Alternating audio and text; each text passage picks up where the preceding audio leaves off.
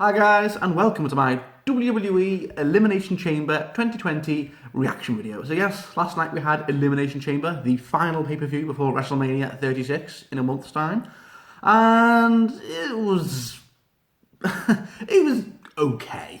It wasn't amazing, it wasn't crap, it was just what Elimination Chamber usually is for the last couple of years. It's usually just a B-level filler show just to set up WrestleMania. That's what this really was, to be honest. But there still were some good things, and there were some not so good things. But yeah, I've got 8 matches to talk about, so let's get to it. So pre-show, very quickly, we had Viking Raiders going up against Kurt Hawkins and Zack Ryder. Where have they been, Kurt Hawkins and Zack Ryder? It was only 4.5 minutes. Viking Raiders won. Done. Not much else to say. Yeah, that was really that. Poor Viking Raiders though, they've been relegated to the pre-show now. I mean, they were such a good tag team like a month or two ago when they were Raw Tag Team Champions, but whatever.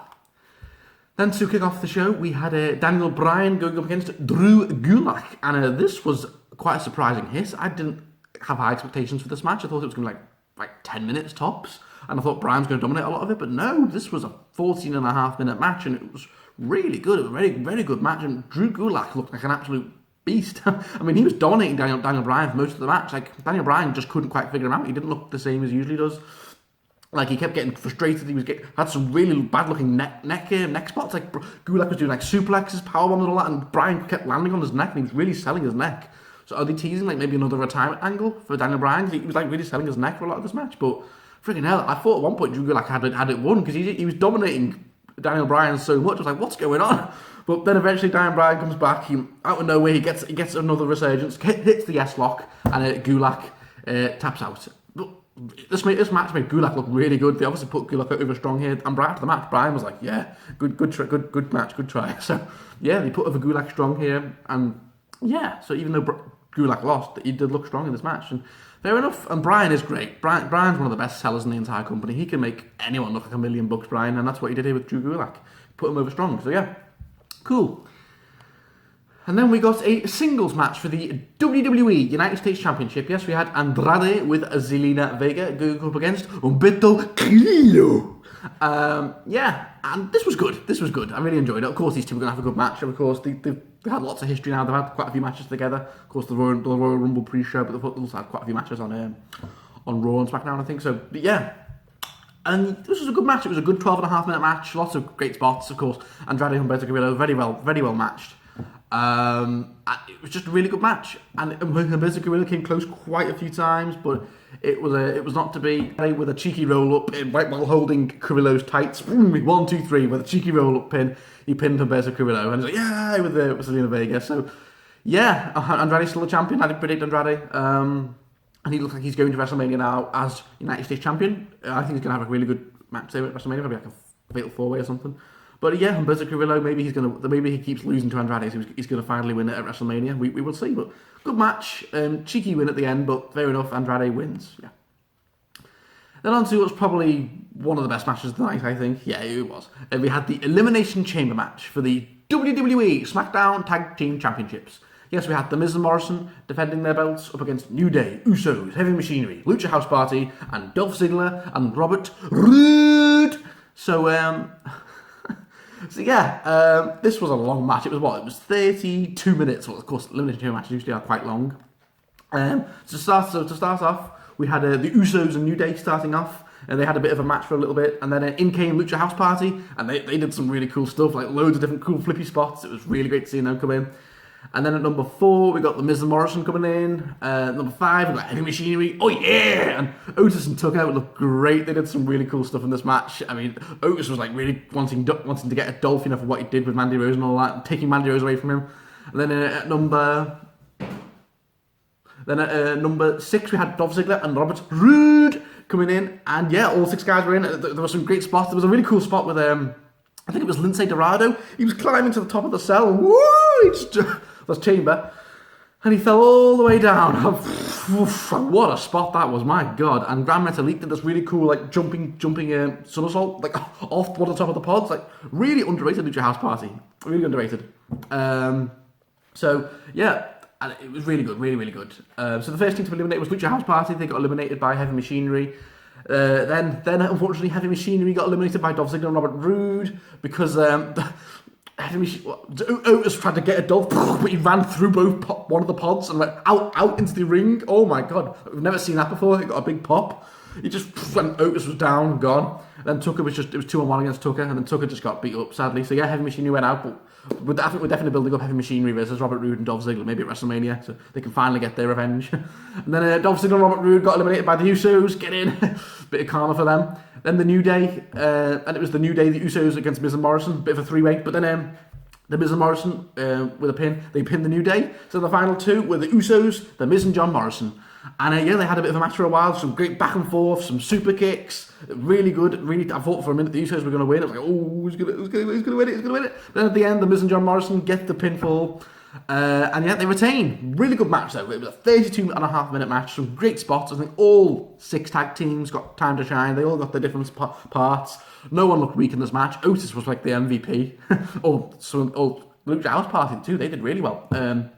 So yeah, really good match. Miz and Morrison retained, which was the right decision because they only won them at Saudi Arabia last week, so they deserve to have at least one defence before heading into WrestleMania as tag team champions. So yeah, good match, some really good spots, and yeah, Miz and Morrison retained, which was the right decision, definitely. And one of the best matches of the night. And then we got another pretty good match. Yes, we got a no disqualification match between Aleister Black and AJ Styles, who was with Gallows and Anderson. And this was really good. Yeah, really good. I mean, come on, Aleister Black and AJ Styles. How could it fail? This was always going to be a really good match. Aleister Black, one of the best wrestlers in the company. AJ Styles, an absolute legend. So it was going to be really good. And yeah, it was a back and forth contest. Some really hard hitting moves. Really, both guys were selling both offenses. Some really cool spots. I loved when they were outside the ring. And basically, what was it? Aleister Black does that knee through AJ, through a table. Ooh, that looked brutal. There were some quite close falls too, both with Aleister Black and AJ Styles. And when Aleister Black looked like he's about to have AJ Styles beat, Luke Gallows and Carl Anderson come in, and they both beat, all three of them are beating down Aleister Black, and I was like, oh come on, when's it going to come? Then they're both holding up Aleister Black, and then AJ's going for the phenomenal forearm, and dong, the lights come out, and oh yes!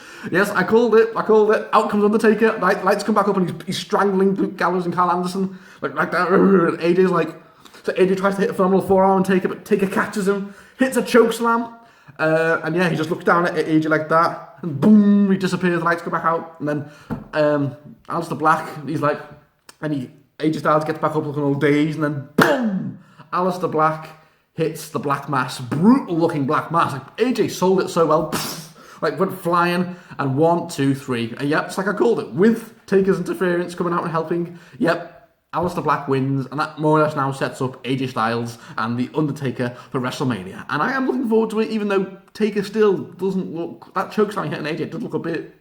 Even AJ, who's one of the best sellers in the company. So I'm looking forward to the match at WrestleMania, as long as AJ just completely oversells everything. That's the only way I think this match is going to be good. Because as much as we all love Taker, he's the GOAT. He really is. It is time to hang up the cloak soon, Taker. So I feel like this needs to be one of his last matches with AJ at WrestleMania. But still, it was a good match. Aleister Black got his win back, and yeah, and it sets up a good match. And it sets up Taker and AJ for WrestleMania. Perfect. And then we had a tag team match for the WWE Raw Tag Team Championships. Yes, we had the Street Profits going up against Seth Rollins and Buddy Murphy. Yes, so Street Profits won the belts on Raw last week. This was their first defense, and this was a good match. 18.5 minutes. That's a lot. That's long for a tag team match, especially on the main roster on pay-per-view. So yeah, 18.5 minutes, and it was a good match. You know, the Street Profits, they really started to get on me now. At first, I thought they were quite annoying, but I liked them in NXT. But they're really dawned on me now. They are really good. I got the swag with the red cups. They're really over. There's loads of people in the crowd with all the red cups, yeah. And I love them. They are really. And Angelo Dawkins and Montez Ford, they are so funny, so entertaining, and great wrestlers, two great sellers. And this was a good match, you know, back and forth offense from both guys. Some really close falls.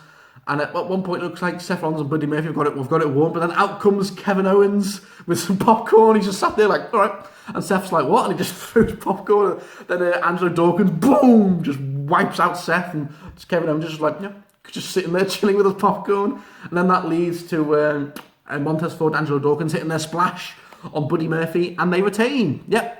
With a little help from Kevin Owens yet again. And yeah, good match. And it definitely sets up now definitely setting up Seth Rollins and Kevin Owens for WrestleMania. I think that's been locked in for a while now. And yeah, after the match, Kevin Owens just pours all his popcorn over Buddy Murphy. He's still eating it, and Seth's like, "Arr!" So yeah, I think we're going to get those two at WrestleMania, Seth and KO, which should be a good match. And yeah, Street Profits to retain, which was the right decision, and then go into WrestleMania as Raw Tag Team Champions. Yes, and hopefully the Street Profits have a good reign, because I really like Street Profits now. 3-on-1 handicap match for the WWE Intercontinental Championship. Yes, we had Braun Strowman defending his belt up against Sami Zayn, Shinsuke Nakamura, and Cesaro. And yeah, this wasn't great. It was what it was. You know, Braun was dominating the early stages of the match, but then obviously Shinsuke, Sami, and Cesaro all start to wear down Braun. You know, it is 3-on-1, as big as Braun is. They'll start to wear him down one by one. Even though Braun does come quite close a few times. Braun's trying to chase Sami quite a few times. Sami just runs away the entire match. He doesn't do anything. It was really just Shinsuke and Cesaro doing all the work. Sami's just running away the whole match because Braun really wants to get these hands. And then at the end, they managed to wear down Braun. And then both Shinsuke and Cesaro are holding up Braun, and Sami hits a haluva kick on Braun. 1, 2, 3. He pins him. Whoa! Did not see that coming. I really thought Braun was retaining. I mean, poor Braun, man. This was like they couldn't even give him a good reign with the IC belt. He had to lose it in his first pay-per-view defense to Sami Zayn. I mean, and this was Sami Zayn's first main roster belt. Crazy. After 5 years on the main roster now? This was his 4 years, I think it was 4 or 5 years. This is his first belt now. And he didn't do anything in the match. He just ran away the whole match. It was just really Shinsuke and Cesaro.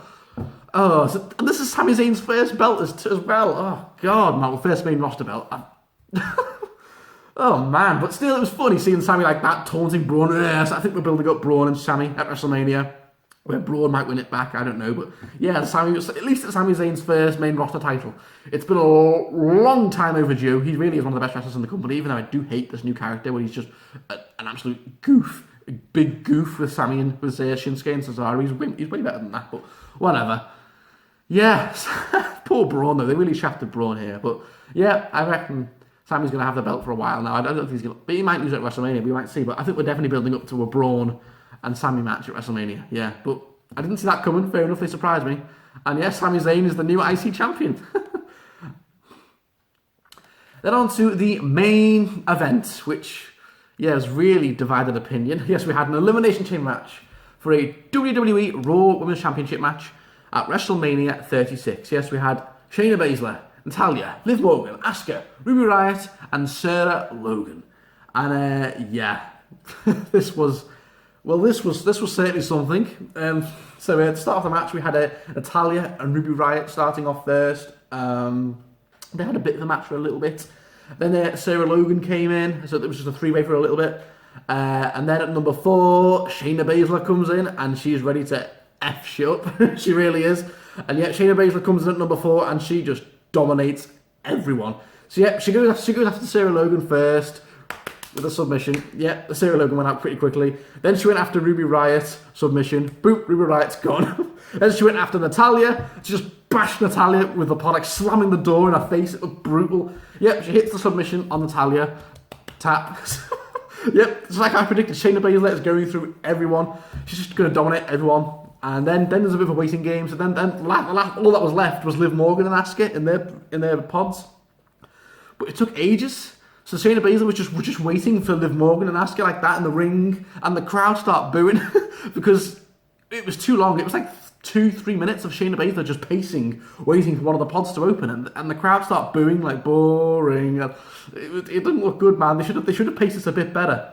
And then finally, Liv Morgan comes out and Shayna Baszler just kills her. She just gets her by the legs and starts whacking her head against the cell, and she whacks her head against the pod. It looked brutal. Oh my god. And she was like, oh, her head looked like it really. And then she just hits another submission on Liv Morgan. Liv Morgan taps out. My god. Shayna Baszler's just battering all of them. And that's the last two. It's her and Asuka. And Asuka's just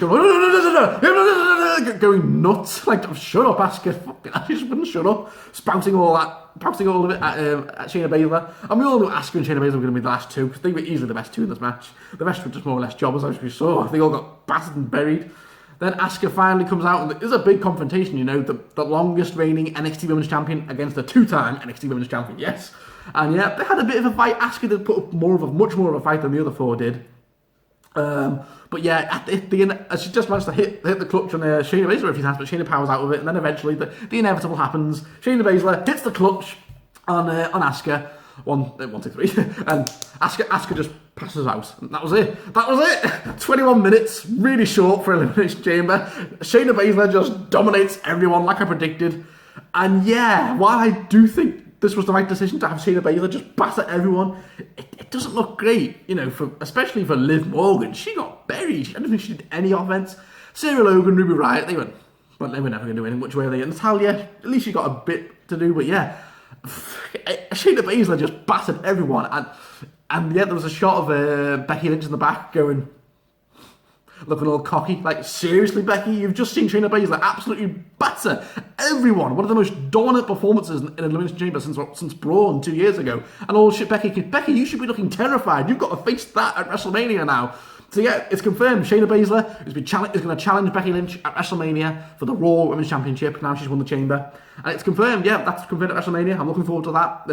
Becky, you better watch out, girl, because Shayna's coming for you. Shayna, she's coming for you, Becky.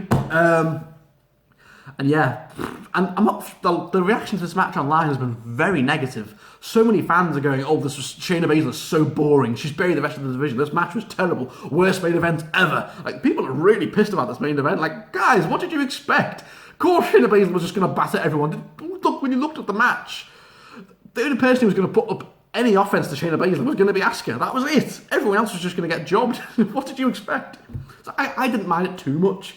Yeah, the wait in between the pods opening where Shayna Baszler was just waiting wasn't great, and the crowd was starting to turn on the match a bit. There were a few boos. But I think Shayna Baszler winning was the right decision, even though the crowd weren't that up for it. And I am looking forward to seeing Shayna Baszler versus Becky at WrestleMania. That should be a good match. And Shayna Baszler looks like an absolute beast right now. She is the female Brock Lesnar. Eat, sleep, conquer, repeat for Shayna Baszler. It's fair enough. And that was Elimination Chamber. It was fine, like I said. Some good stuff. I thought the best matches of the night were Aleister Black and AJ Styles, and the tag team Elimination Chamber match. They were the best two matches. Andrade and Humberto Tucurillo was good. Daniel Bryan and Drew Gulak was quite a surprise hit. Viking Raiders and Kurt Owens at the pre-show, nah. Street Profits and Seth, yeah, I thought it was an okay show. The only down points I think was the 3-on-1 handicap match. Wasn't a fan of that. And the main event, like I said, was a bit boring because Shayna Baszler just dominated everyone. But it was the right decision. What else were they going to do? Of course, they needed to put Shayna over strong here, and they did. So it was a solid show. That's more or less set up WrestleMania 36 now. So now, of course, WrestleMania 36 is just less than a month away, 27 days away. So yes, I'm looking forward to it. And yeah, guys, so that was my Elimination Chamber prediction video. It was a reaction video. It was a good show. Nothing amazing, but nothing terrible either. It was just a very solid-ish show. That's what Elimination Chamber usually is. That sets up WrestleMania quite well. So yeah, guys, what were your thoughts on Elimination Chamber? Comment below. Let me know. So thank you for watching, guys. I'll be back probably in, I don't know, 2-3 weeks. I'll take a bit of a break now. Back in 2-3 weeks with Callum for our WrestleMania 36 prediction video. Yes, can't wait. So until then, guys,